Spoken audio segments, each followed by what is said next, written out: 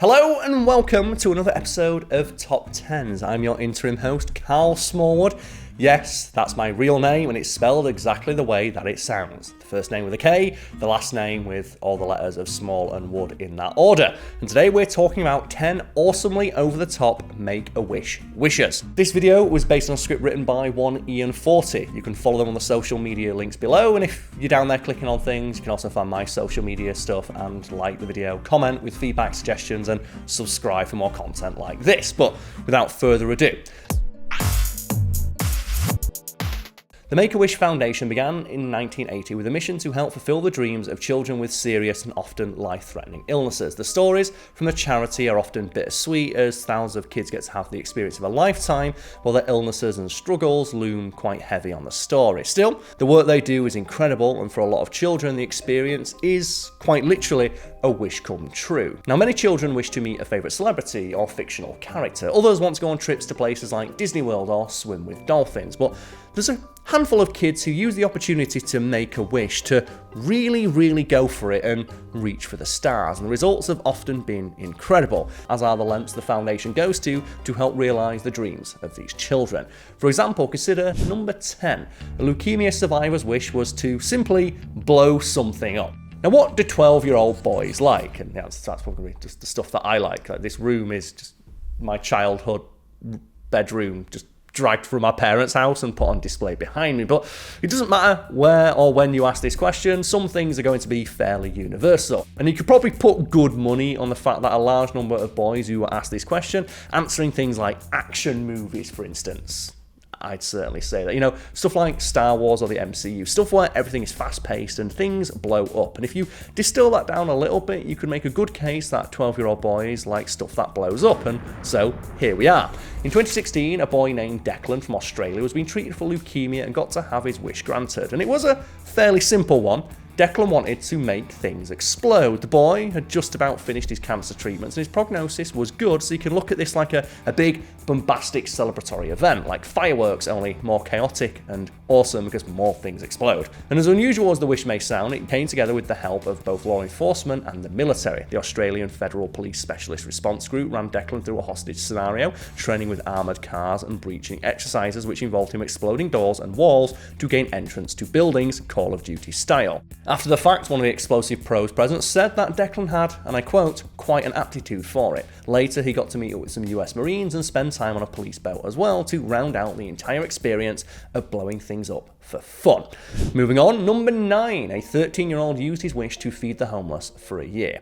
Every once in a while, you come across a person who has a deep understanding of the idea of selflessness. It's hard to be that way, honestly, and that's okay. Most of us are worried about ourselves and those close to us, and it's hard to be in a position, whether that's mentally or emotionally or even financially, to worry about a wider circle of people than that. But a child called Adola Abraham Olagbegi was a boy that had a wider outlook. The 13-year-old had been diagnosed with aplastic anemia, a serious and potentially fatal condition, and received a bone marrow transplant. When Make-A-Wish presented him with the opportunity to have a wish granted, he simply asked if they could feed the homeless people where he lived for an entire year. The foundation put something together called Abraham's Table. Every third Saturday of the month, they provided meals for the homeless in his hometown of Jackson. Each dinner provides for about 80 people. Number 8. A kid wished to visit Thor Ragnarok's set and came up with one of its most famous lines. There have been 4 Thor films in the MCU so far, and Thor Ragnarok has been hands down the most popular one. It features a memorable scene in which Thor is forced to fight in a gladiatorial arena, and once he gets in, he discovers his opponent is none other than the Jade Giant, the Hulk, who's been missing since the end of Age of Ultron. Instead of reacting poorly, Thor celebrates and tells everyone that the Hulk is a friend from work. It's probably the funniest line in the entire film and the thing that sold the trailer to most of the people watching at home. And that line was not in the original script, nor was it improvised by Chris Hemsworth, who's known for improvising a lot of his lines. Instead, according to director Taika Waititi, there was a child on set as a part of his Make-A-Wish, and he got to meet Hemsworth and the two talked about the scene.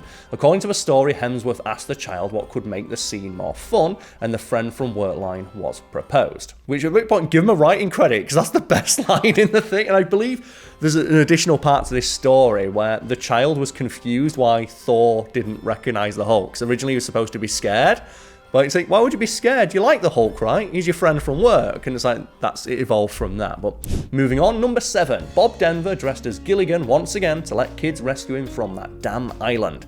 Gilligan's Island was on TV from 1964 to 1967, but clearly left its mark across the ensuing decades.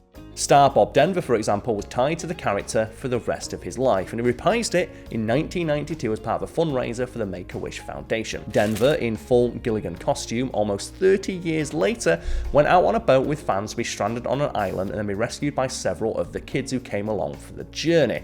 It was probably a safe bet that they'd seen a rerun or two and knew that he needed a hand. And again, the story here is that a bunch of kids were upset that they never got off the island and asked the Make-A-Wish Foundation, can we go rescue him? Because that series never ended with him getting off that damn island. We want to go and rescue him. And Bob Denver's like, I'll do it for the kids. Like, I'm not, for anyone else, no, but for the kids, yes, I'll do it. Number 6, the rarest Yu-Gi-Oh card was from a Make-A-Wish and sold for over $300,000 US. Yu-Gi-Oh, if you're not familiar, the author doesn't know me, is a Japanese manga series, anime, card game, toy line, and so on and so forth. One of the most popular iterations of that is the card game, and I have all of my Yu-Gi-Oh cards here. I've got loads. For example, my prized possession here is an original Blue Eyes White Dragon from the original print run over here in the UK, and I actually got all of these. Some of these are mine, some of these decks are mine, some of these are a friend, and this is a true story. There's some super rare cards in here, and I got my hands on them because my friend had got a girlfriend who didn't like him playing with stuff from his childhood and made him get rid of all of his Yu-Gi-Oh cards and Magic cards, and I've got like 15 Magic card decks off that guy that I've just never used and have been in storage until the time I can commit to playing Magic. And you know what, to that friend? I hope she was worth it, bro, because I've got all your Yu-Gi-Oh cards. Anyway, some cards from the set can have an incredible amount of value. The rarest and most valuable of all was part of a Make-A-Wish wish. Back in 2005, a 14-year-old called Tyler Gresse asked to have his own Yu-Gi-Oh card. Not just any card, one made exclusively about him. The company that produced the card fulfilled the wish and made a one-of-a-kind card called Tyler the Great Warrior. He and his family got to meet Yu-Gi-Oh's creator, he helped them design the card, and even went through the entire process of stamping and printing. No other living human had even touched the card beside Gresse. In the world of collectibles, anything that was only one of automatically has value because it's the only one, and Tyler kept his card for 18 years, even as he overcame his extremely rare form of liver cancer. It was then that he decided he might want to sell it to someone else who loved Yu-Gi-Oh as much as he had as a kid. He ended up selling it for an incredible $311,000. And reminded of when Magic, I mentioned Magic earlier, did like the Lord of the Rings tie-in and printed one version of the One Ring card, and then Post Malone bought it. Of all people, like Post Malone's like, yeah, I'm going to use that rap money to buy me the rarest Magic card in existence. But moving swiftly on, number 5, Chris Rock sneaked a sex tape to a Make-A-Wish teen. We're going to need some context here. As we've seen so far in this video, kids have chosen a wide range of things to fulfill their wish, and if Chris Rock is to be believed, one 15-year-old's wish was to meet the comedian and spend some time together. Now, it's not entirely clear what the bulk of the visit might have entailed, if it was to be on a movie, a show, or just hanging out behind the scenes, but there were some extras tossed in. For example, Rock told Jerry Seinfeld that he met with the boy and sneaked him a copy of the Pamela Anderson sex tape during the visit. The story was short and simple and also sad, as he capped the tale by pointing out that the boy did not survive his cancer. Rock seemed convinced that his visit would have at least have a brief highlight before the end. And that's the thing to keep in mind here, not all of these stories have a happy ending by the nature of what the Make-A-Wish Foundation do. Moving on, number 4, Ron Pearlman got into full Hellboy makeup to spend a day with a kid. There are a good number of comic book related wishes being granted out there, and some are more complex than others. When 6-year-old Zachary wanted to meet the real-life Hellboy back in 2012, actor Ron Pearlman was more than willing to help, because Ron Pearlman is a legend. Now, Hellboy's makeup involves some extremely complex prosthetics if you want to do it right, and of course, everybody did. So Pearlman, who was 62 at the time, went back to the same team that turned him into Hellboy for both of Guillermo del Toro's movies and underwent the full 4-hour process to transform back into the character. After meeting Hellboy, Zachary also got to undergo a slightly less complicated makeup process to become a mini Hellboy himself. Like, that's the literal Hellboy. That's Hellman and Hellboy. Hell yeah, that's a superhero team right there.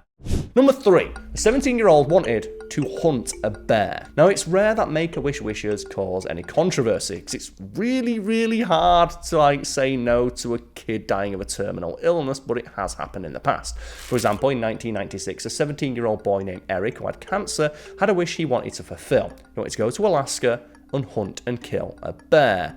As you can imagine, animal rights activists were not amused. One offered to give the boy who had a brain tumour a high-quality camera to shoot pictures instead. Actor Pierce Brosnan even invited the boy and his family to the set of a movie he was filming at the time as an alternative. The boy wasn't interested. Eric came from a hunting family, so the act was something of significance to him. Despite protests, some of which got rather ugly and we won't get into here, Eric went on the trip with his dad and then had to arrange a second trip after the first was unsuccessful. The second time they succeeded and killed a bear. He was able to enjoy several hunting trips with his family for a few years thereafter, but sadly passed away from his cancer at the age of 21. Again, not all these stories have happy endings. Number 2. San Francisco was turned into Gotham for a 5-year-old. Back in 2013, there was a Make-A-Wish that captured the hearts of the internet and became an international story. A 5-year-old boy with cancer named Miles Scott wanted just one thing: to obliterate Gotham's worst criminals in the way only the Caped Crusader could. He wanted to be Batman. And god damn it, the Make-A-Wish Foundation turned him into the Batman! Thousands of San Franciscans, that's the word right, lined the streets to cheer on Batchild as the city was turned into Gotham for a day. Clark Kent literally wrote the front page story of the San Francisco Chronicle that detailed how Batkid saved the day. Miles started his day with a plea from the mayor to come and save the day. He hit the streets and saved a woman tied to the cable car tracks and apprehended the Riddler, paused for lunch, stopped the Penguin, and then went to City Hall to get the key to the city, all while dressed as Batman. 10 years later, Miles is cancer-free and living a less crime-fighting life with his family. Finally, number 1. John Cena has granted over 650 Make-A-Wish wishes. Are you a John Cena fan? I am. Eagle-eyed viewers at home might notice right behind me here.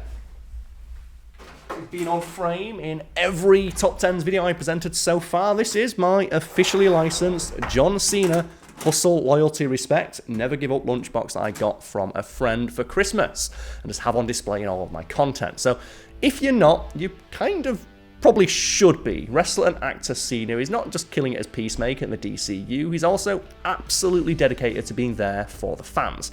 Not that it's a competition, but if it was, he'd be winning. For example, he has granted over 650 Make-A-Wish wishes with no sign of slowing down. If a kid wants to see that man, he makes the time. So Cena hit his record-breaking milestone. That's more wishes than anyone in history back in 2022, and it became a big story at the time. And cynical folks might make a play for this being clout chasing. After all, it makes sure that Cena looks like a good guy, and we live in a world where doing good things can be considered bad if people think you're doing it for attention, which is weird at the very least, but if that was a fear, rest easy. WWE's Paul Heyman has gone on record to point out that all of this publicity was not Cena's idea. He did not want to make it public at all because he didn't want the recognition because it wasn't about him, it's about the kids. In fact, it was the WWE who convinced Cena to make a story out of it on the grounds that if people knew how much time and effort he devoted to the foundation, it would encourage others to get involved with their time and their money. So I hope everybody out there found this video to be educational, informative, and heartwarming.